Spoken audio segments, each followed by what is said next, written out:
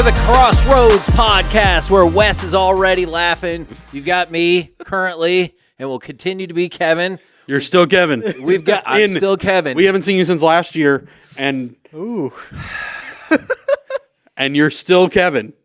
And it's been a year since we've seen you. See, I'm really debating whether or not I want to encourage people in their New Year's resolution, because I do not feel like Jesus would support my New Year's resolution of, if you saw somebody in the first week of this year and the last week of last year, and they told you, I'll see you next year, your New Year's resolution should be to cut that person out of your life. Sorry, Wes. I like it. Volunteer will keep me here. And we are contractually obligated to have a Collins on the podcast. Yeah. So we bring in the birthday boy. Yeah. himself. Until next week. We're contractually obligated until next week to have a Collins on the We're gonna podcast. change it up. Yep. Okay. Well, you're gonna get sued. But So what's your name? Zach. Zachary, Zach, whatever suits your I've fancy. never heard anybody call you Zachary. Oh, my mom does way too often. It's scary. When he's in trouble, like at staff meeting, Crystal will go, Zachary. Yeah. Oh. So we've been doing this podcast for a while, Zach. What's your favorite episode of this podcast that we've done? And why is it none of them? And why is it this one? Because it's the first one you've listened to. There's too many to pick from. I just love hearing Kevin's voice at the end of the day, and I've heard his voice a lot on podcasts, which is true. Smart. 1,000% true. Just to be clear, so everybody, This podcast. so everybody knows I don't know. Zach's reasoning for not listening to this podcast. It was, quote, because I've already heard everything that's been said on this podcast. Pretty much.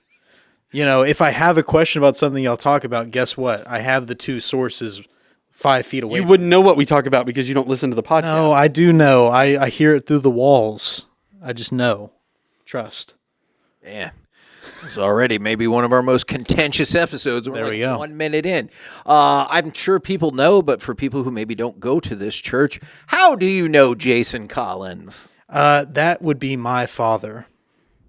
Do you call him Dad? And do you call him that? Okay. He would be my father is a better way to say that. Yeah. Okay. Yeah. Okay. Do you call him Dad, or do you refer to him by his first name like the Cowboys organization does? I typically go with Dad, but if there's a lot of people around and, he can be a little bit like all around different people, a lot of conversations, I may say Jason just to clarify who I am. Interesting. Okay. Well, let's set up some of the questions that we're going to go through today, because we've been going through our question series. By the way, I've gotten a lot of positive feedback from people on the question series so far. Like some people I've never even met before, which is really, really cool. That's awesome. That probably ends today. Oh, no. Wow. Wes, There's a thing about Zach that many people maybe What don't in the know. world? I thought it was going to be about him. No. No, there's things about Zach many people don't. Zach took my job. Do you know that I was the student pastor here for over a decade? Did you get promoted? No. Okay. Really? So now we're just lying. Now we're lying. No, I'm just kidding. So to set up, I love Zach. Zach and I are great friends. And he is our student pastor. He hangs out with teenagers a lot. And I got the opportunity to invest in him and disciple him. And now he's doing a better job than I was. So I love Zach. And today's going to be awesome. Why are we doing that so much? I love Parker? it. I love it. I need to watch this back just to catch those to catch the sound effects. All right, so questions on the board today. We're going to talk about dating and respecting or honoring your mother and father. Yep. Okay. Yeah. Which would you like to start with, dating? Kevin, you're the Okay. leader. I would like to start with dating, and I actually have a question for you guys to begin with. Shoot the questions. What would be your recommendation for somebody in your life that you are close to and they love Jesus, but they have started a relationship, or maybe they're progressing down the road in a relationship with somebody who does not either believe or Jesus is not a part of their life? Yeah, so I think there's a lot to that question. One is the assumption that there's a relationship there, to that where you can speak into it. Okay. So like want to make sure that we're not just like being the relationship police For sure. for anybody and everybody. But I think just an honesty and a vulnerability of like, hey, like I want the best for you, and I don't think this relationship is progressing the way that you would want this. Like you wouldn't want it to go this way. And I think sometimes in the middle of relationships, I know this was true for me. I know some of Zach's story. In the middle of relationships, we can be blind to what's happening in the relationship. So I think sometimes we need other people to come in and go, hey, this isn't progressing the way you want. But I think so much of it has to do with how we view dating in the Christian world. Okay. So the name of the podcast is What Does the Bible Say About Dating? Okay. And the answer to that question is nothing. Nothing. Really? Nothing? Nothing. Well, that feels like that makes navigating this question significantly more difficult, does it not? Sure, it does. It absolutely does. But there are principles in Scripture that apply to dating. And I've got all sorts of notes and things we've taught on and preached on about how to walk through the dating process. But in Scripture, there are two relationships described in the Christian life. Do you know what they are, Zach? Singleness and married. Yes, but in terms of relationships to each other, Oh. brother and sister, Oh, yeah. or husband and wife. Yeah. Okay. So in the Christian world, if you're married, you have a husband or a wife, or another person in the Christian community is your brother or sister. Okay. That's it. Those are the categories of relationship we have in the Christian world. So as we progress towards dating and start dating and progress towards marriage, I think just like having a proper view on what dating is super important. So Okay. when y'all think about dating in our culture, what are things that jump to mind? So don't take your Jesus-y Bible hat off. Swiping. Yes. Yep. Right. Yep. Quick to get to the next step. Very rushed a lot of the time. The next physical step without taking the marriage step, right? Right. Yep. I think that's fair. Test driving, essentially, living together, starting a life together in a sense, but not having necessarily all the responsibility with it, but just trying things out. And then I wanted to ask both of y'all this question. I feel like maybe this idea has kind of changed, but for some people, don't you think they carry the idea of failure if they're not dating someone or married? Or I'm not saying I think that's the case, but I bet there are some people out there who are like, I'm alone, I'm a failure. Singleness, I mean, this is true inside the church, outside the church. Yep. If we're not careful, singleness is always can be presented as like a lack of wholeness. Like I'm not a whole person unless I have another person. And, Right. That's one of the key things that we learn in Scripture is like, I am made whole in Jesus. So like I'm a complete person with gifts, mission, value declared by God as a single person outside of marriage. And we obviously know that's true because Jesus Was a single person. was a single person. And if you look across the New Testament and Old Testament, you find people like the Apostle Paul is not married because he is so sold out to the mission of God. And he talks about that in 1 Corinthians. So like singleness is whole, and I think singleness is a gift. Like the Apostle Paul will talk about being like undistractedly devoted to God in your singleness. And I'm not saying that marriage is a distraction to your devotion to God, but the Apostle Paul would say absolutely. yeah, it is. I'm not saying it. Yeah. I'd like to be clear on that. I'm not saying that. The Apostle Paul said that. Hopefully Caitlin heard that. Yeah, hopefully. But that is one thing I think that maybe Caitlin has in common with Zach. So, Okay, interesting. All right. but And I don't know if y'all know this. I tell am some people to listen. yeah, I'm a little bit of a systems guy. Like I like structure. I like things to go a certain way. Right. And I think actually the way we should view dating has a little bit of a systematic nature to it in the Christian world. Now, I don't mean there's not feelings and it's not emotional, but ultimately what dating is a process of evaluation of a person for my future. Okay. That if I enter in a Christian worldview, obviously that's not true in culture, but from what I would say is like really in the dating process, you're evaluating two things: the character of the other person and chemistry.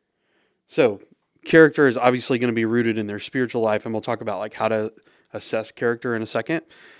Chemistry is like a really honest question. Do I like this person? Right. Do we get along? Not are you supposed to? Right. Or, yeah. Because here's the reality about marriage. You spend a lot of time together. Right. So if you don't like them, That's a problem. it is a huge problem.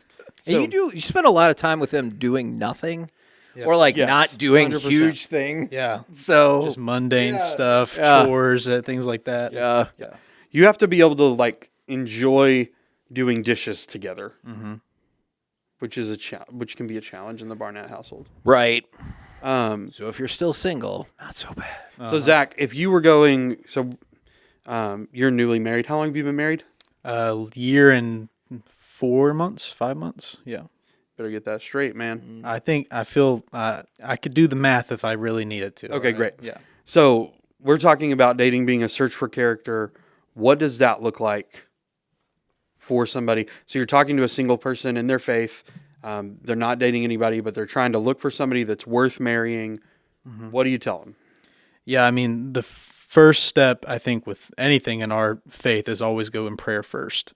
So the second you kind of maybe identify a person like, okay, this, I can start seeing something there potentially, we kind of get along well, going to God in prayer and going, God, can you make it, I would say, abundantly clear, God, that this is the person you want me to pursue. Make it abundantly clear. Close off all other doors, any other options. Don't let me be tempted by any other potential relationships. God, make it clear that this is the person for me. And on the other side of that, you're hoping that that person you're looking to pursue is also praying that same prayer, and that God can just make it clear for both of you in that time. I think that's the best kind of first step. You know, I love to kind of challenge some of these answers. So Go for it. what do you say? What do you tell people when they're like, oh man, I met the coolest person. They're super attractive. We have so much fun together. They say they're spiritual. They don't really go to church or anything like that. Like, what do you tell those people about like, hey, I hear you that they click a lot, check a lot of these other boxes, but Yeah, I mean, I don't know how I know how I would say it to some people in my life. yeah, Part of it would be like, what's more important to you, your relationship with Jesus or your relationship with this person? Yep. okay, Because if you're going, if I actually believe that my relationship with Jesus is the most important thing, then if I started to date someone that wasn't a believer, then that's a declaration that I actually don't think that Jesus is the most important thing in my life. okay, Does that make sense? Yeah, So it's like absolutely. a question of priority. So like, and I think that's some of the next part of when you're searching for character is we talk about creating clarity. So like, so I'll give an example of, I'll just speak from my own dating life. So like when Caitlin and I started dating, and I wouldn't say this is always true, but Did you guys meet at the church? yeah, we met here. Okay. But one of the first things I said to her on our first date was, I'm not really interested in this relationship going any other direction than marriage.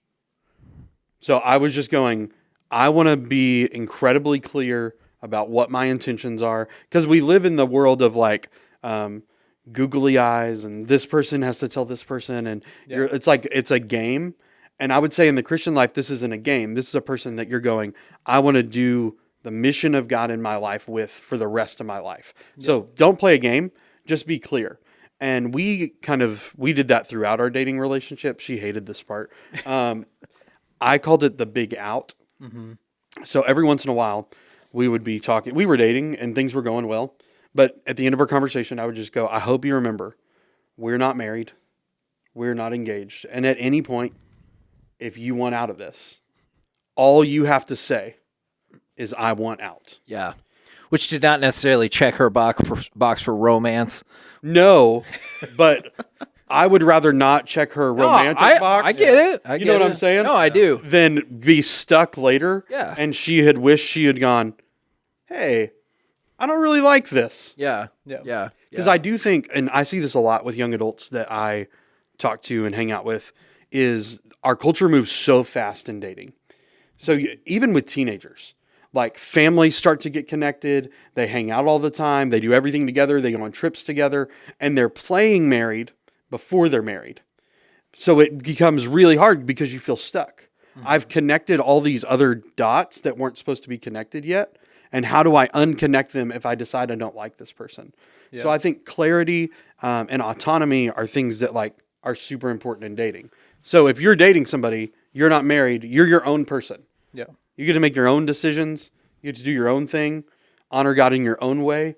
And hopefully, as your relationship progresses in dating, you grow closer to Jesus. And those things eventually collide in what we call marriage. Okay, what about a potentially gray area? Because you met your wife at the church. You met your wife at the church in a trip to Germany that I wasn't a part of. I know y'all didn't meet there, but you know what I'm saying. Yeah. So what about the person who, everything I said from before, and it's not that they don't go to church, but maybe they don't go to church yet, but like they want to, and they don't express like, I don't really believe. They're like, no, I believe. Maybe they had an issue with a church of the past or something like that. Like, what do you tell those people? Because not everybody is going to meet at the church where you're like, all right, we're on the same page faith-wise and everything. So what about those people who met somebody who is not super religious, but you think it's there? I think there's church alone, even outside of the dating context, doesn't already qualify like, oh, this person is a super Christian. That is very like fair. that's not even necessarily that's a great qualification. So I would even go, just because you met someone at church doesn't automatically mean, oh, perfect, they are the same level of spiritual like understanding that I am or anything like that. point. But going like, as you kind of get to meet them, if you meet this person, my biggest advice isn't necessarily anything biblical, but I would say be friends first. Get to know the person, find out from them if there is stuff like church hurt. Like, that's a good thing to know about. We've talked about church hurt a lot here, and some of it can be very real. Some of Stay it, tuned for a future podcast. there you go. The But next 3 weeks or so. That he won't hear. okay, interesting. Thank you. Or for- beyond. Okay. Anyways, but getting, I'm going to bring up other bits that you guys going. don't like. Oh, How about yes. that? I don't even know where I was at this point. You now. said maybe they Be friends experienced first. church hurt. Yeah. Be friends first. Yeah, getting to know kind of what they would maybe call church hurt, what happened there in that past. Knowing things about their background of church, I think, is a very big thing to know before you jump into dating. Knowing where they're at, honestly, in their spiritual habits is probably the biggest thing spiritually that you should know first. Because I think a lot of people may go through a season of, right now, just don't have a home church. And I think in a friendship relationship, you can get someone plugged in. But knowing if they're not going to church, but also not reading their Bible, not, being in worship, not in actively community. pursuing Jesus is- Yeah, if they're not actively doing that, that's a whole other thing. Then, yeah, I'm doing my own thing, but still kind of trying to find where I belong for a home. Sure. Yeah, you said something that just brings up my least favorite phrase when it comes to dating is the friend zone. Like Sorry, buddy. I used to live in the friend zone before I got married, I could see that. but also Parker's like really shocked off camera what that means. And Parker, who are you dating? Oh, I love you, bro. Parker's just sitting here I know. helping us out, man. He knows I'm giving him a hard time, but his face said it all. Sorry, buddy. So fireworks. we love you. Is the friend zone, and here's why. I want to be friends with the person I'm going to marry. Yeah. Sure. So I feel like it is important to be friends first, but I think this is why we call it a process of evaluation. It's not a moment of evaluation. So if I meet somebody, whether it's at work or at Starbucks or wherever, I'm not going to go, I've evaluated them for one moment and determine whether or not I'm going to marry them. I think over the course of time, you start to learn stuff about their spiritual life, and if we align, which I think brings up a phrase that was in our notes that people use in church world, the idea of equally yoked. Yes, I was not as familiar with that concept, but I looked it up and stuff. Yeah. What'd you learn, Kevin? I learned that both being kind of entrenched equally in your faith is what I took away from that. Yeah, so Kind of. Feels almost not impossible, but that feels difficult to ascertain. So the way this was used for a long time, like when I was growing up in church, and even a little bit in the last few, probably decade or so, is I will only date a Christian. And like that is the minimum requirement of anyone that I date. And I would go, that is a poor minimum requirement. Yeah. Because there are plenty of Christians before I married Caitlin on the planet that I would not be equally yoked with. Okay. Because, so do y'all know what a yoke is? Like in an egg. An egg. That's a yolk. Oh, then okay. I've yoke? Parker, misunderstood now I'm this not on verse. your side anymore. I've misunderstood this verse for a long time. Then Are you serious? I thought it was, I like thought they it was go a yoke. together. Yeah. No, a yoke is a piece of wood that would go across the neck of two animals. So you would have Oh like yes. two oxen. Yes. Yes. And okay, he would now put I it- got about it. now. Yeah.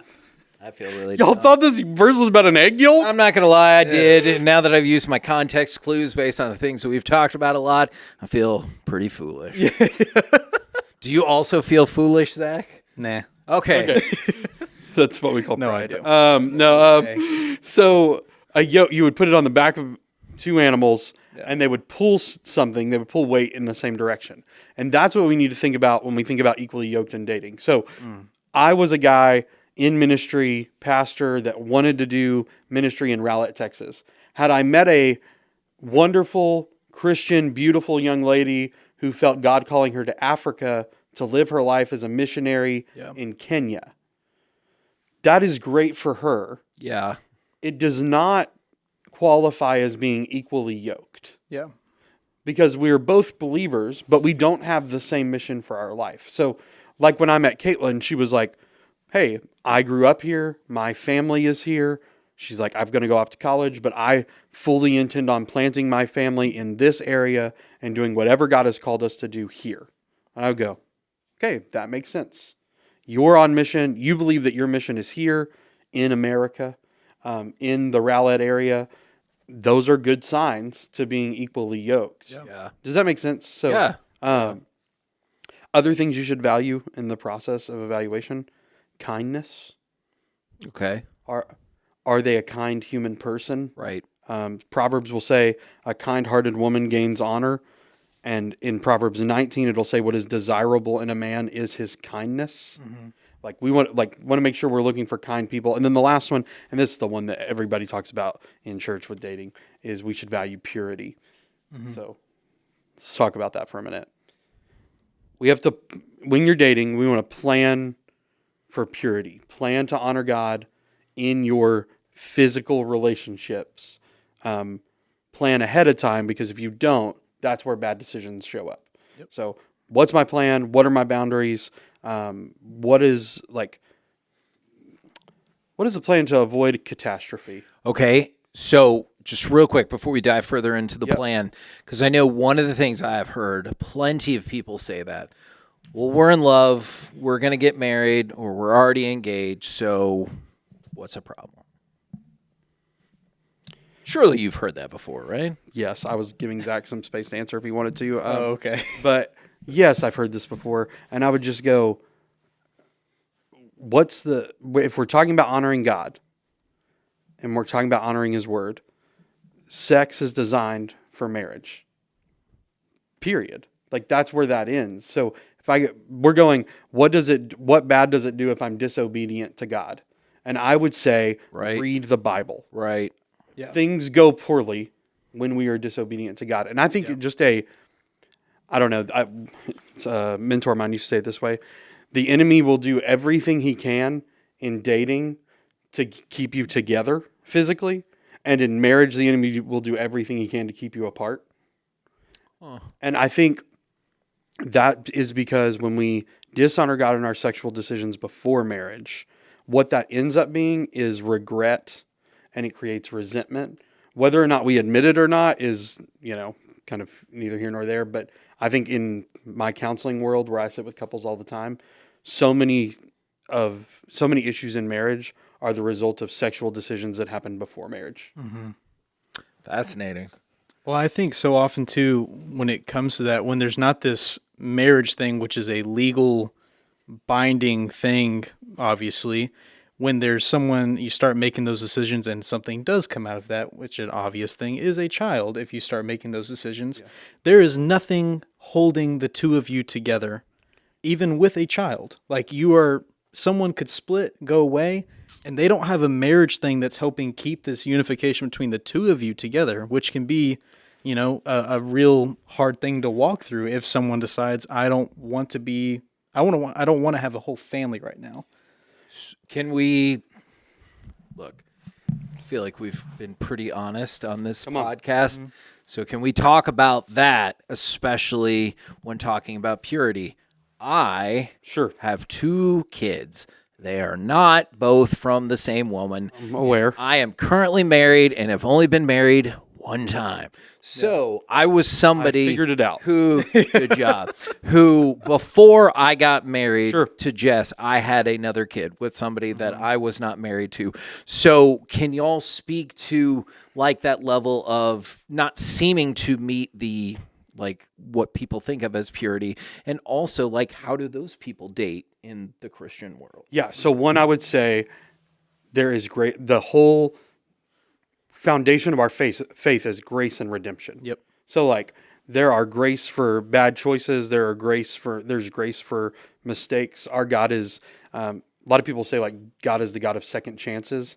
And I don't love that because I need way more than a second chance. 2,000 million chances. So the way we say it around here is like God is a God of new beginnings.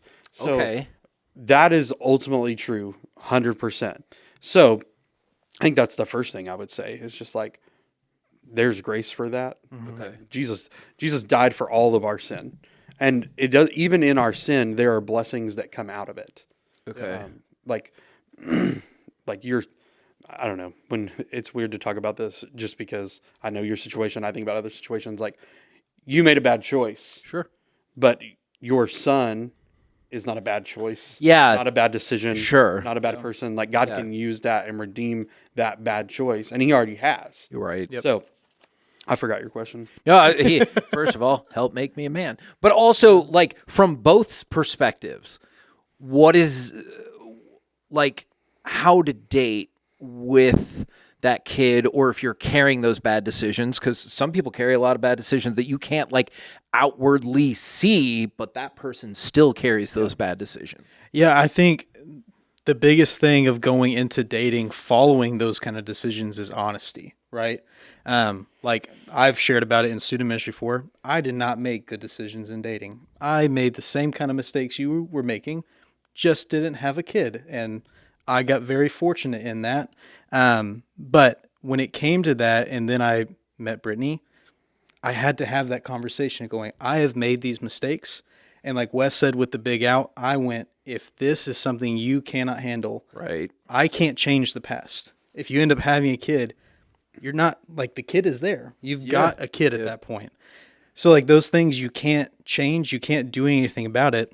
So then when it comes to dating, it's just being super honest and going, if you can't handle it, I'm not going to hold that against you, but this is my reality. And if you can accept that, I would love to continue in this process with you.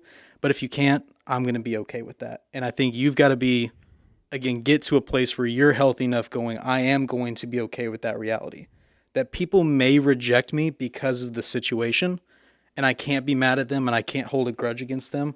I'm going to be okay with it because I've come into reality that even in my singleness, like we've already talked about, I am whole, I am complete. God has forgiven me. I've been redeemed from those decisions, those mistakes.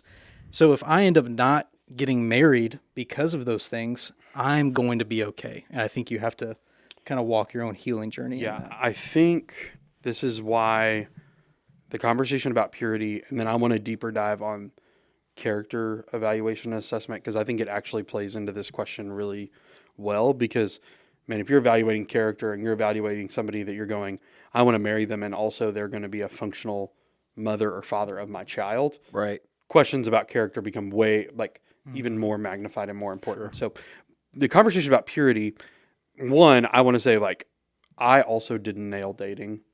I felt like I did a really good job, maybe other than one situation, which we talked about on the previous podcast. I know that situation. That's what I was Yes. thinking. So, but I will say, like, one of the things I love that I can say about my life is the only person I've ever had sex with is my wife, and that happened after we were married.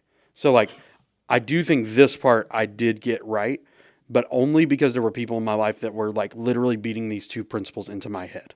One, be private in public. So you need to have conversations with the person you're dating. You want to hang out and, just maybe you're going to a restaurant. Maybe you're wanting to go on a date. Man, go on a date to a restaurant, not at an apartment. Okay. Like, there are certain things that can happen in private that cannot happen in public. I got So you. you're protecting yourself Yeah. if you're dating in public. Hey, Top Golf is awesome. not gonna stand $9 for mini golf Yeah. there. Yeah. There you go. Also, if you need to have a serious conversation, you can do that at Starbucks, at a park, in a car, Chick-fil-A, Chick-fil-A. So, Chili's. Maybe not a car. yeah, that's not a great example. I like the other examples. Thank you.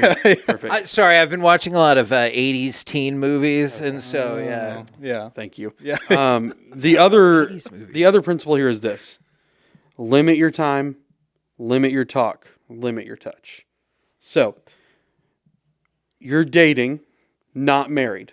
Okay. So, you don't have to spend every waking moment together. Yep. You're an individual person who has responsibilities, who has a life. You don't have to be together all the time. If you are together all the time, you are 100% going to cross emotional, personal boundaries, if not ignoring the physical. Like, if we spend every waking moment together, I'm going to overshare and I'm going to over depend on you Yeah. than I should as a single person. Yeah. Then limit your talk. Turns out when you get married, you don't talk all day every day. Like, my wife has a job. So I think I've sent her 4 texts today. You're not on the phone till like 4 a.m. or anything? I'm not on the phone till 4 a.m. No, you hang up. Yeah.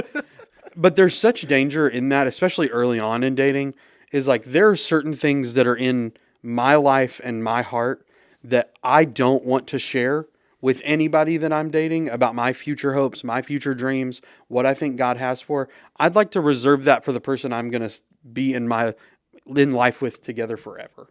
Does that make sense? So, like, I think that's what we mean by limit your talk. Okay. Like, limit what you're sharing. Yeah. Be smart about what you're sharing, and then limit your touch. That feels more straightforward. Yep. Right? And everybody asks this question. I used to hate when Jason does this, but I'll do it. The question of how far is too far Gosh, this is question. always a question that is asked when it comes to Christian dating. And based on the relationships that we talked about earlier, brother and sister or husband and wife, the question is how far is too far with your sister? Oh. Does that, I swear I'm not trying to be smart or anything. Does that mean you can't even kiss them? I'm just saying. I would not. Just want to make that clear. I appreciate your honesty there. Yeah. I think in all reality, we go, this person is my sister in Christ until the moment we get married. Okay. So I want to treat her with the utmost honor, the utmost respect. I want to treat her body with the utmost honor and the utmost respect, because ultimately she's a daughter of God, and it's God's grace and God's kindness where he has given her to me. So whatever the most honoring thing I can do for her and to her, that's what I want to do in dating. And I would just say, Jonathan Pokluda, who's a pastor down in Waco, he writes a lot of great books on dating, Christian dating. He would say any physical activity with your significant other that pushes your desires for sex is too far. So that's how I would respond to your question. So, and then to go back to the kid question that you asked, one, if you do everything designed for marriage before you're married, then you're essentially going, I get all the benefits of marriage with none of the responsibility. Right. And that is that is a recipe for disaster in all of life. If I get all the benefits and there's no responsibility. So what hopefully the process of dating, engagement into marriage is taking on more of the responsibility as I get close to marriage. And then when I get to marriage, I get all of the responsibility and all of the benefit. Yeah. This is why, like, I remember when Zach was engaged and Jaden was recently in a season of engagement. I always say, like, engagement season sucks because it is the time. You said, yep. So because it's the time where you go, I will assume all of the responsibility and receive none of the benefit. Okay. Yeah. So that's the trick about engagement. Okay. So let's talk about character. I've talked a lot, but that's shocking. I know Zach, you don't listen to this podcast, but if you did, you'll know that I don't normally talk a lot on this podcast. So I've talked more on this podcast maybe than all other episodes combined. But who knew this podcast would not be as short as you thought? This guy. Yeah. So let's say, like Zach said earlier, you identify a person. You're a single person out there, whether you're a single parent, whether you're single again, or whether you are just kind of entering the dating world and you're going, I see this person that I'm interested in and I would like to assess their character. I just want to give you a few questions to think about. One, how does this person act under stress? Yeah. Oh man, that's the best revealer of. Yes. Unfortunately. Go watch them play church softball. Go watch them play on the basketball court if they are competitive. Go watch them roller skate. Go watch them roller skate. Yeah. Let me ask you a question. This is a theoretical question, of course. Let's say you went on a trip to a foreign land with your church, and perhaps one day, under stress, you got a little too competitive. Maybe you threw a notebook on the ground out of anger. Maybe whatever. It wasn't your best showing. But you come back out the next few days and you equate yourself significantly better. Does that person get grace for that one day when they just really not their best? Most people do. No. Once you one moment of anger or stress, you're done. That's really what Jesus taught. Yes. One and done. Here's the way we've said this in the past in dating sermons is today's red flags will always turn into tomorrow's red alerts. Okay. So if you go, oh man, that person is violently angry every time they are stressed, that will not get better in marriage. Sure. That magnifies in marriage. Okay. So that's what I mean by like find them in their stressful environments. Like if you're trying to date a young lady and every time she's stressed at work, gossip starts to come out of her mouth. You go, wait a second. Who is this person really? Does that undercut the ability of a person to change? Like I hear what you're saying. Those are not desirable qualities, but does that not discount that? I absolutely believe they can change, but I'm not dating to change them. Well, and it's like if you're going to the relationship and they're like, oh, I'm super connected with Jesus. I'm in my Bible every day, listen to worship music. And then you see how angry they get all the time. Guess what? You are not going to change them. The only one that is Jesus. But I think this is... Hold on. One question then, because it connects what both of y'all were saying. What if that exact scenario happens, but they tell you they have struggled, for a really long time about like that level of anger, and they feel like it's gotten better, but it's still a challenge? Is that I don't want to be blind about the way their life is trending. Yeah. So if it's trending down, I want to be super aware of that. Okay. But I think it actually leads into the next question. Okay. Is what do others say about this person? Mm-hmm. Okay. So Yeah. So, I mean, I love you, Kevin, but if you're going, my anger is getting better, and Jess is like, oh, Yeah. he's getting madder, That's not I'm good. going to believe Yeah. Jess. Yeah. You know what I mean? Sure, for So, sure. like, that's why it's so important to go, like, what do other hear people you. say about this person? Yeah. I remember when I was dating Caitlin, I would ask some people because I was connected. Her family was here, so there were lots of other families that knew them. And I would just be like, hey, tell me what you know about Caitlin. This is before we were dating. I'm just trying, like, it's a process of evaluation. And I learned some things about Caitlin in those conversations that were good, but I also learned she's crazy competitive. And I was like, got to be okay with that. It's the red flag thing. No, I'm just Right. kidding. But, like, what do other people say about them? And I think I absolutely believe this. People can change. Mm-hmm. But I cannot enter a dating relationship going, man, I sure hope they change. Yeah, I got you. So 3, how do they treat other people? Well, I was going to say, I think one of the biggest differences for me when it came to dating Brittany was I had people that I trusted, that I shared what was going on in that dating relationship, people that would also look out and see whatever they saw in Brittany. And then I would be able to talk with them about, hey, what are things that I'm not seeing? What are blind spots that maybe I have in this relationship?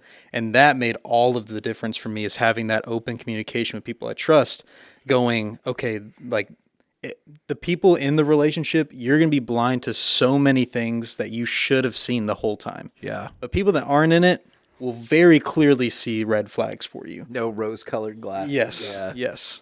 So the other question is like, how do they treat other people? Okay. So how does the person I'm dating talk to their parents? How do they talk to their siblings? How do they talk about them? How do they treat them? How do they treat their friends? Because how they treat them will be how they treat you. Right. That It's just a natural thing. Just to zoom through these, because I know we have to get to another question. What words do they use? What do you How do they talk? What do you mean by that? Are Is they that silly to ask that follow-up question? I no? How are they loving in their communication? Are they kind? Are Okay. they harsh? Are they super sarcastic? Are they patient? Are they patient? Gotcha. Are they mean? Yeah. Like, those are good questions to find out. Are they intentional? Are they flippant? Do they gossip? Are they honoring? Those are things that we should ask. Okay. And then let's not beat the dead horse here, but the last one is, what is their relationship with Jesus? What does that mean?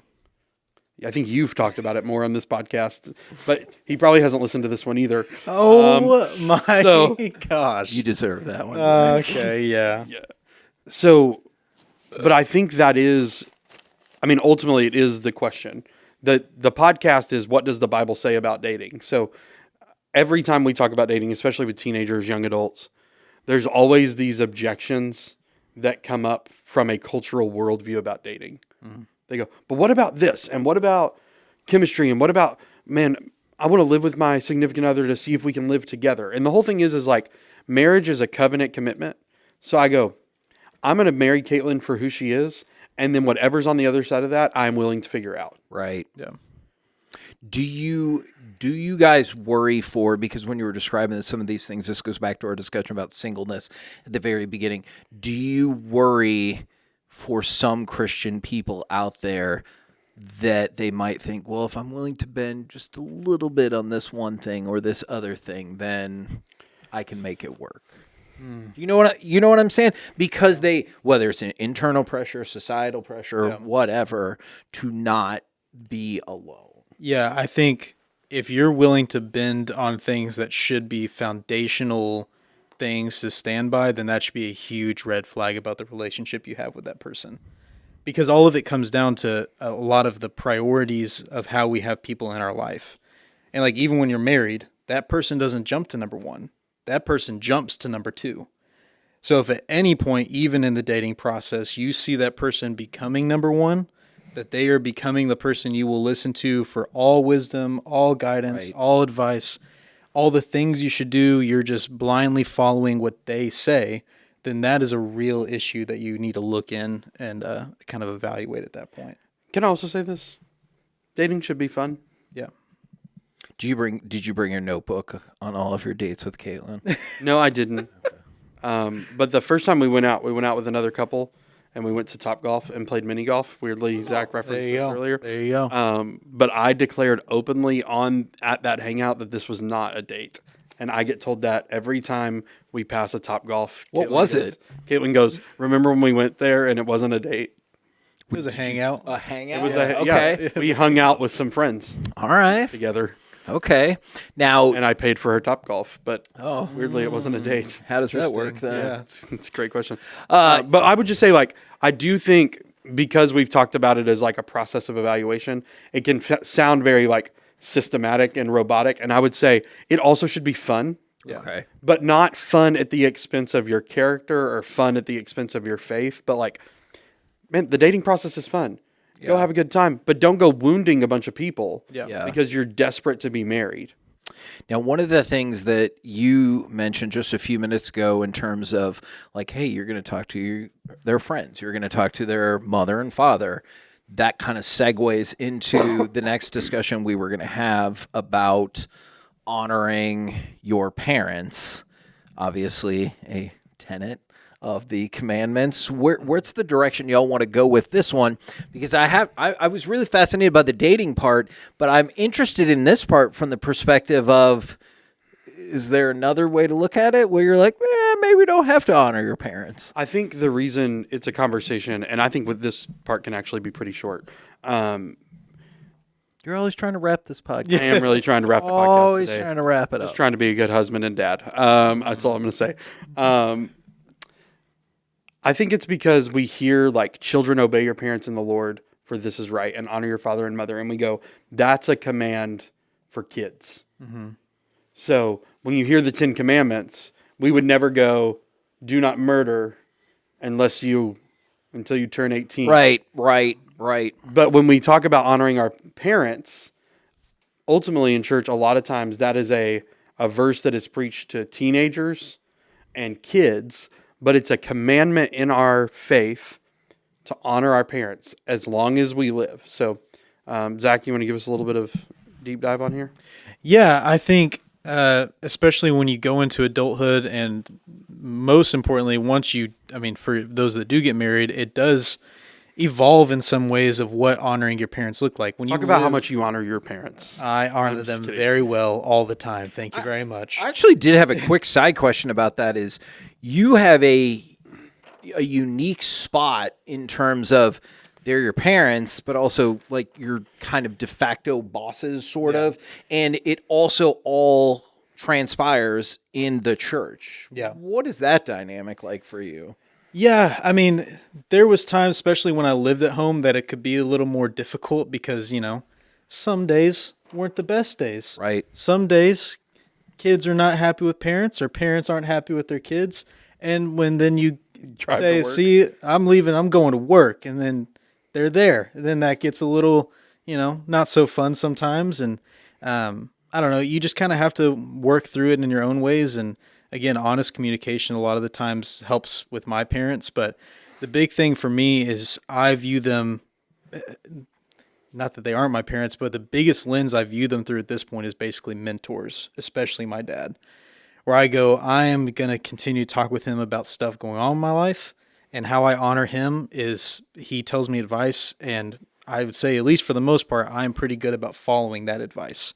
Because I honor and respect what he has to say. Do you ever feel like because y'all are both in this profession that people make assumptions that you guys don't ever run into normal people issues? Oh, yeah. Yeah. People have weird ideas, especially when I was a kid. There was always an assumption like, oh, life must be perfect because you're just always in the church and the church is going good and you're a pastor's kid, so everything must be perfect in life. I'm like, sure, whatever you think. But I think so much of honoring your father and mother now can just be how you talk with them and keeping them in the loop on your life, getting advice and wisdom from them. Can be just a really big part of it. This is probably my number one question, then we can go in whatever direction you guys want. What about honoring your father and mother when they are actively doing or trying to get you to do something that would not honor God? How does one tackle that? Mm-hmm. Yeah, so it's a great question. I hate when you say that. I need to stop saying great questions. Does it make you feel any better that I even say that? Like if we're talking to like big time famous people, I still do the exact When do we talk about big time famous people You know on this what? Whatever. We're talking about the most important. True. Okay, that's true. Yeah, But you we don't just talk. so Jesus isn't him. big and famous. Interesting. Okay. Small time. Here's in what Jesus. I would say. So Ephesians 6 says, "Children, obey your parents in the Lord, for this is right." Yeah. In the Lord. Yeah, but the in the Lord, most people attribute to children. Like in the Lord, children, obey your parents because that's the right thing to do. But the in the Lord there is connected to parents. Mm-hmm. That assuming your parents are acting in step with God, obey them for it's right. Yep. Now, I would say that there's practical realities of like no 13-year-old gets to look at their parents and go, God didn't say to do that. Right. Yeah. But I think specifically, like, especially if you talk about like adult children, I think your first loyalty, your first obedience, your first honoring and love is to God. Yeah. And then secondarily to your parents. So I think some of it is super practical, where you just go, hey, my dad is giving me this counsel. It's not biblical. I can say in an honoring way to him, I appreciate that advice. I appreciate that instruction. However, my faith tells me that I need to do something different. Okay. So, because the command that's given in the Ten Commandments is honor your father and mother, so that you may have a long life in the land that the Lord your God is giving you. So, teaches us a couple of things. Is one, the command is actually not about our parents; it's about God. It's connected to this idea that like God has been gracious and given us something, and He's commanding this is how we should behave: honor your father and mother. And then he says that so that you may have a long life in the land. So it almost sounds like it's like honor your family or die, which is not what he's saying. Sure. But it's a promise not to one person, but to a group of people. Yeah. Because the Ten Commandments are written to a group of people, to all of God's people. He's going, you will have long life in the land if you believe and value the family as foundational to the biblical community. So part of being part of the foundation of family is honoring your parents. But there's always this follow-up question that happens. How do I do it when I'm an adult? I'm an adult. I have my own life. I have my own views. Yeah. I have my own stuff. And this is actually from a message Jason preached probably 3 summers ago. We did a series called Top 10, and we walked through the 10 Commandments. Oh, yeah. And also we did like bumper videos of like the top 5 French fries and the top 5 restaurants and ice cream. And I think they were all food-based because we love food around here. That makes Amen. sense. But Amen. I think the best way to honor your parents is this: give weight to their words.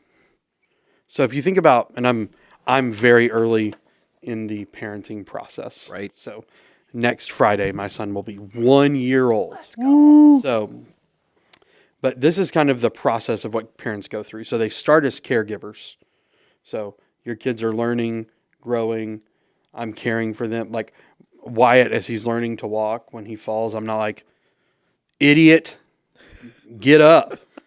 Like that. yeah. That'd be a lot. Yeah. So, but really, as parents, you move from caregivers to cops, Yeah. right? Yeah. Where you're monitoring behavior, you're making sure they don't get into trouble, you're Right. making sure they obey. Like that's what's happening. And then it kind of into the teenage years, which, by the way, if you're parenting a teenager right now, your goal is survival. Survive with influence, survive with relationship through the teenage years. So My wife would consistently say, "Don't worry, it'll come back around." yes, 100%. So, But in the teenage years, you kind of become a coach where you're not commanding them to do things anymore. You begin to counsel them in like decisions they're making and interactions with teachers and friends and things like that. You're coaching them. right. And then I think this is where parents struggle the most. And I won't say my parents, I'll just say parents in general, is moving from being a coach to more of a consultant. Where as a parent, I'm only going to offer advice when asked. Yeah. When asked. Those 2 words are doing a Yes. lot of work right Yes. there. So hard. But then what happens to parents, and I think this is what sometimes we don't think about enough with some of our senior adults, is they move from consultants to care receivers. Yeah. Like you have this person who began their adult journey as a caregiver, and that transition is so hard to be the person that receives care. And we have an opportunity as kids to make sure in those moments we honor our parents really well, and we don't fail at this command. And I think the way we do that is we express gratitude for what they've given, even the worst parents. So maybe you're listening to this, you have a horrible mom, horrible dad, horrible parental situation. Even your worst parents, you owe your life to. They gave you life. So be grateful for that. That's okay. And maybe try to find a few good things and try to express gratitude for what they've given if you can. Then help them feel like they're not forgotten. So I'm just going to talk to young married people because this happens to young married people. Okay. Zach, I'm talking to you. No, I'm just kidding. I just love that he's not including himself in the young married people. I'm not. And I guess what I mean more is like newlyweds, because it's tempting when you get married to become very infatuated with each other and like live in your own world, in your own life, and take off and forget all the things that your parents have done for you.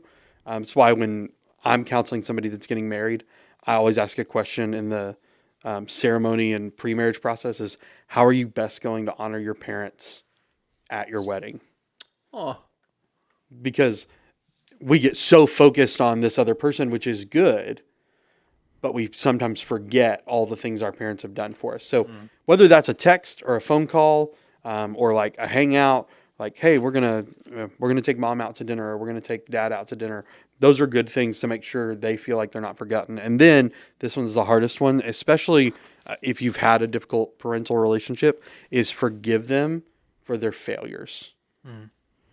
Because now I'm very early on in parenting, but I already feel like a failure a lot of days. it's inevitable. So I would say we see our parents' failures, but what I'm learning now is our parents feel their failures way more than we do. So I think forgiving them for when they fail and when they've messed up is such an honoring thing. And obviously that's easier when they acknowledge them. Like, I get it. Like, it's easier if your parents go, man, I messed up, and you can go, I forgive you. But even in moment, like, as Christians, we're called to be different than the world. So even if somebody's not asking for forgiveness, and even if they don't deserve forgiveness, we have the opportunity to extend it, and that's such a cool way to honor our parents. So, Talked a lot, sorry. no, not at all. And you had me thinking about some things. So about 7 years ago, Okay. my dad died. He was not really around in our life. Okay. And so I'm trying to think of the best way to put it. He suffered from dementia probably earlier in his life than most people would. Well, he thought that him and my mom were still in the midst of a custody battle. And so he didn't want her to have his power of attorney. And so through a roundabout set of circumstances, I had his power of attorney. Okay. And so I had to make like all of the medical decisions So hard. for years and years and years. And there was definitely a time when I had to have my, sit down discussion with Jesus. But I was like, I don't want this. And I didn't ask for this. And I was definitely mad for a while because it just felt like an extra burden that, for somebody who wasn't really around for a whole lot of my life. But eventually, I don't want to make it sound like it was the next day. And I was like, you know what? I'm going to turn things around. Sure. But eventually I got to the point where I thought about what you said about, if nothing else, they gave you life. And I thought about it. And I remember when he was in the hospital right before they were about to, like in hospice, essentially. Sure. I just got to sit with him and I asked one of the nurses how long I could stay there. And she was like, you can stay there as long as you want. And I just sat there. And I choose to believe that he could hear me and just talked for quite a while and felt like I went through a lot of the points that you said. I definitely vented a little bit of frustration as well, but I feel like I hit all the points. So I was really thinking when you were saying that. I was like, yeah, I feel like I went through that. Yeah, and I think, and I'm not trying to be insensitive, but I think my response to that would be, as believers, let's do that when we are confident that they can respond, Right. that they can be receptive to it. Right. If you're trying to honor your parents and you want to grow in that relationship, man, have honest conversation. Yeah. Obviously that wasn't your situation, you didn't have the opportunity for that. And I wish I could have because he was out of our life. And then when the legal part of it came in, there was a lot of days where I could tell he had no idea who I was. Like I went to go see him with my sister once and he kept looking over at her and I was like, he doesn't know who she is. And so that was tough. There was not as much of an opportunity. Whereas with my mom, I feel like she knows, and I might just call her on the way home just to like, make sure that she knows exactly how I feel about her and everything like that. I love it. See, That's all I've got. you get to talk so much, Wes.